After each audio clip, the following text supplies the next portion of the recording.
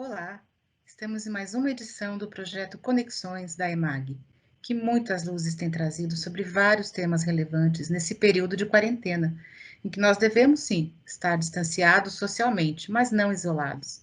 Devemos estar, sobretudo, conectados pelo direito, pela cultura, pelas artes e principalmente pela empatia. Hoje, o tema é o ingresso de estrangeiros em solo nacional, objeto de restrições administrativas e sanitárias em virtude da pandemia ocasionada pela Covid-19. Vamos hoje refletir sobre a pandemia e as relações humanas. A Constituição Federal, no seu artigo 5º, inciso 15, garante que é livre a locomoção em território nacional em tempos de paz e pode qualquer pessoa, nos termos da lei, nele entrar, permanecer ou dele sair com os seus bens.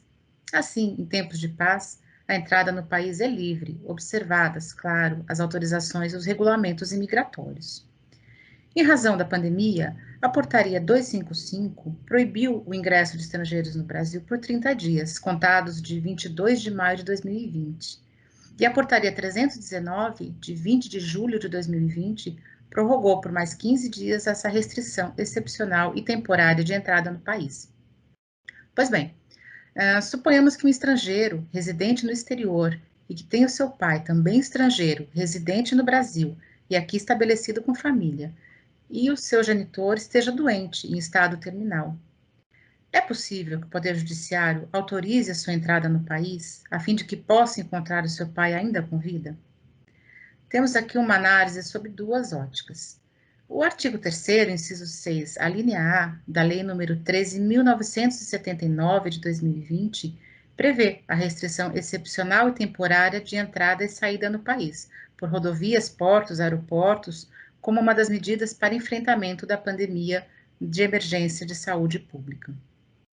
Foi editada a Portaria 255, e o artigo 4º dessa portaria traz algumas exceções.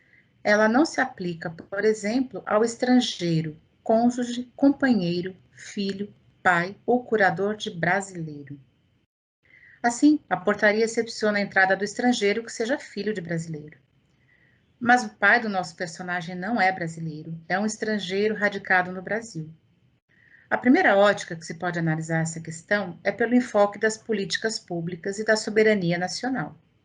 Nós sabemos que o artigo 196 da Constituição é a norma central do ordenamento em matéria de direito à saúde e estabelece que a saúde é direito de todos e dever do Estado e deve ser garantido mediante as políticas públicas, sociais e econômicas que visem a redução do risco de doença. A ninguém é dado desconhecer os efeitos devastadores dessa pandemia provocada pela Covid.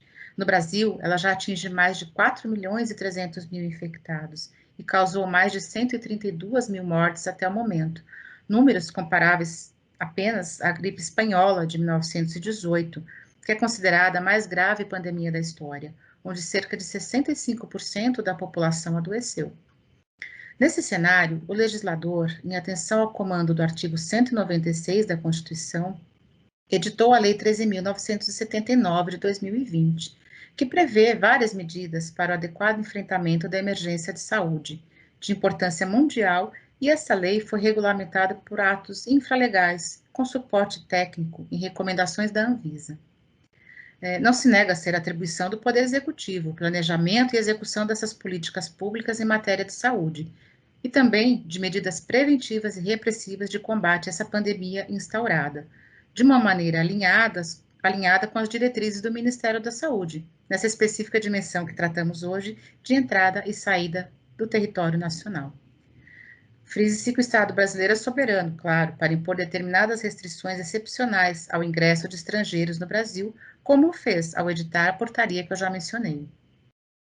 No nosso exemplo, trata-se de um estrangeiro, filho de estrangeiro residente permanente no Brasil, e que, portanto, não se enquadra na previsão legal da linha A do inciso 6 do artigo 4º da portaria, que permite o ingresso apenas para filho de brasileiro.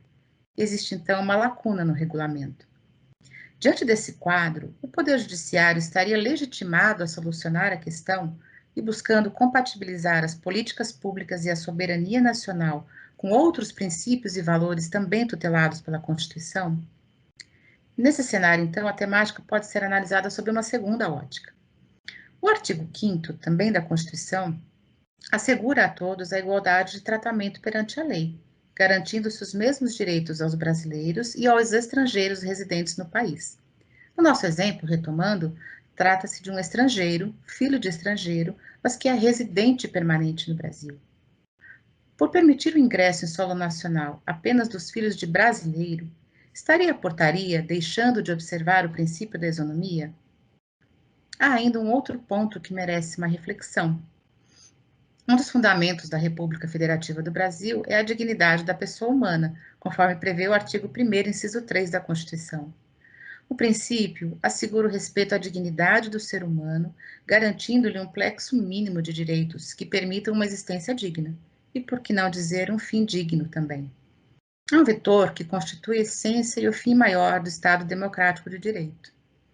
Importante trazer aqui as palavras da professora Flávia Piovesan, no sentido de que é no valor da dignidade da pessoa humana que a ordem jurídica encontra o seu próprio sentido, sendo o seu ponto de partida e o seu ponto de chegada na tarefa de interpretação normativa.